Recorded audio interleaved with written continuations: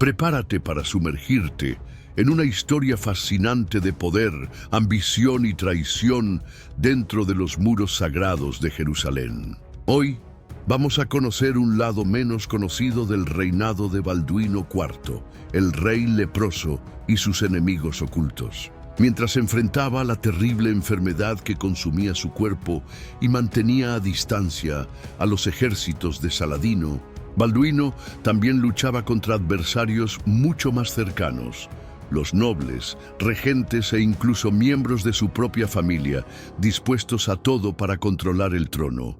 En este video vamos a desvelar quiénes eran esos conspiradores, qué movía sus ambiciones y cómo las intrigas palaciegas pusieron en riesgo no solo el trono de Balduino, sino el propio destino del reino latino de Jerusalén.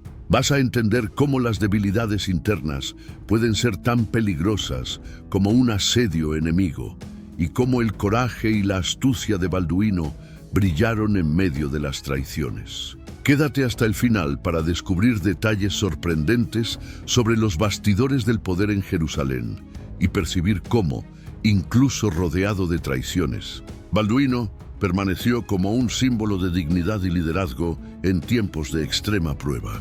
En el siglo XII, el reino latino de Jerusalén era una frágil fortaleza cristiana en el corazón del Medio Oriente. Fundado después de la Primera Cruzada, el reino dependía de una complicada red de alianzas entre señores feudales europeos y las órdenes militares, como los templarios y los hospitalarios. El equilibrio era constantemente amenazado por fuerzas externas, principalmente por el creciente poder de Saladino y por divisiones internas que corroían la estabilidad del trono.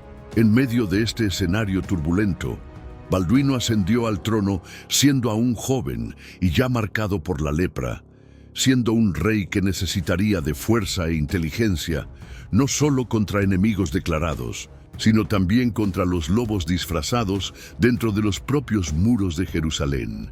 Desde muy joven, Balduino demostró una impresionante fuerza de voluntad al asumir el trono de Jerusalén, aún sabiendo que la lepra limitaría su vida y sus capacidades físicas. Sin embargo, su mayor amenaza no vendría solo de los musulmanes liderados por Saladino, sino de los juegos políticos que corroían su propio reino. Entre los enemigos secretos que surgieron estaban nobles ambiciosos y miembros de la alta aristocracia que veían en la fragilidad física del rey una oportunidad para conquistar poder. Uno de los primeros focos de tensión apareció con el conde Raimundo III de Trípoli.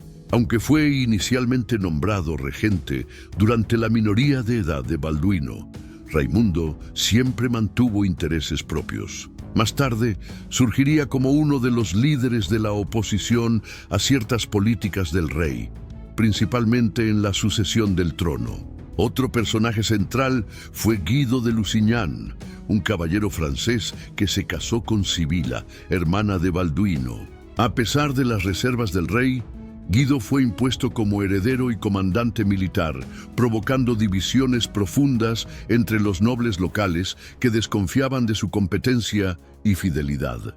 Las tensiones se agravaron cuando la salud de Balduino se deterioró. En un gesto de desesperación para proteger el reino, el rey nombró como correy a su sobrino, a un niño, Balduino V, intentando así asegurar una sucesión legítima. Sin embargo, esta decisión generó nuevas conspiraciones. Las facciones comenzaron a articularse entre los que apoyaban a Sibila y Guido y aquellos que preferían un nuevo arreglo de poder, quizás incluso abriendo camino para negociar con Saladino en términos ventajosos para sus propios intereses. Dentro de los muros de Jerusalén, la situación se volvió insostenible.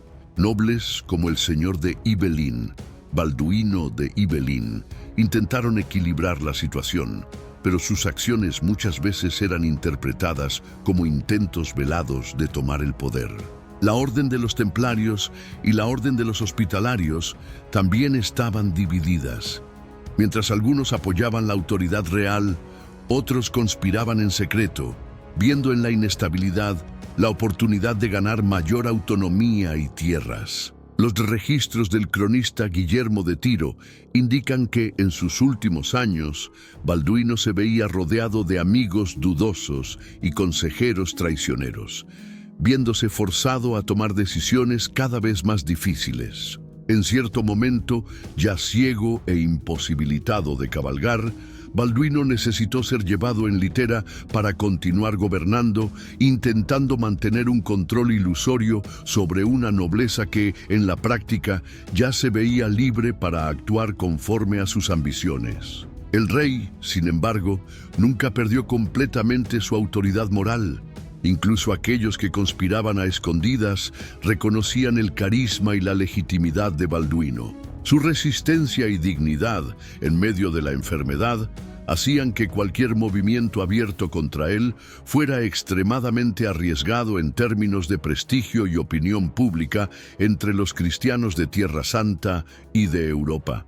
Así, los enemigos de Balduino preferían actuar en las sombras, minando su influencia y preparando el terreno para un nuevo liderazgo. Las intrigas continuaban enredándose peligrosamente.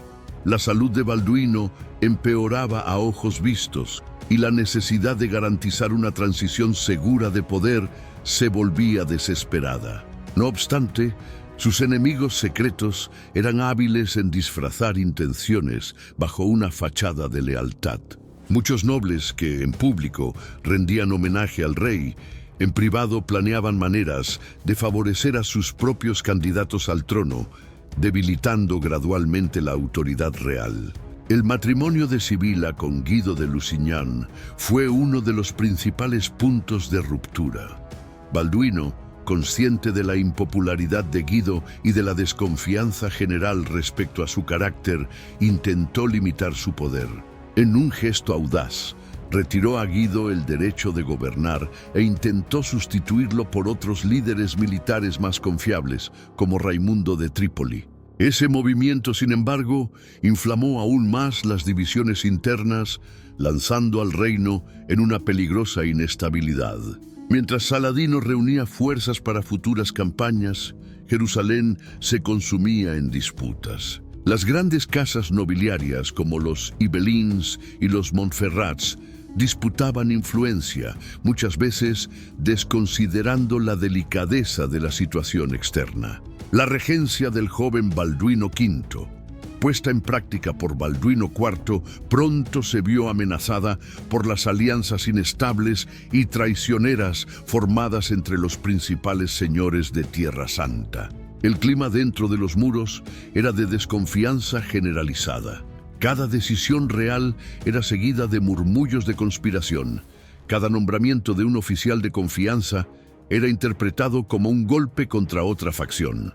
Incluso órdenes religiosas, como los templarios, que juraban proteger Jerusalén, se veían divididas entre apoyar a diferentes pretendientes y visiones para el futuro del reino. Guillermo de Tiro, que vivió de cerca estos acontecimientos, lamenta que, en el momento en que la unidad era más necesaria para resistir a Saladino, la vanidad y la ambición de los hombres hayan sido más fuertes que la fe y la razón. Balduino, cada vez más aislado, luchaba por mediar entre esas facciones, consciente de que su muerte inminente dejaría un vacío que sus enemigos secretos ansiaban llenar. Cuando finalmente Balduino falleció, en el año de 1185, dejó atrás un reino dividido, vulnerable no solo a las fuerzas externas, sino también corroído por dentro. Su muerte fue el presagio de tiempos oscuros para Jerusalén, pues aquellos que antes conspiraban en secreto pronto disputarían el poder abiertamente, con consecuencias devastadoras para el futuro de la cristiandad en Tierra Santa. La historia de los enemigos secretos de Balduino es un retrato sombrío de cómo la ambición humana puede destruir incluso los proyectos más sagrados. Su liderazgo, marcado por coraje y sacrificio, aún brilla como un ejemplo raro de integridad en medio de un mar de traiciones. El legado de Balduino trasciende su tiempo, Su lucha silenciosa contra enemigos internos y externos muestra que la verdadera grandeza no está solo en las victorias militares, sino en la capacidad de resistir con honor ante la adversidad. Tras su muerte, los muros que tanto intentó proteger sucumbirían rápidamente a los errores de los hombres que deberían haberlo apoyado. Si te gustó esta inmersión en la historia de Balduino y quieres conocer aún más episodios fascinantes sobre Tierra Santa y la época de las Cruzadas, no olvides dar like a este video, suscribirte al canal y dejar un comentario diciendo qué más te gustaría ver por aquí. Hasta el próximo viaje por la historia.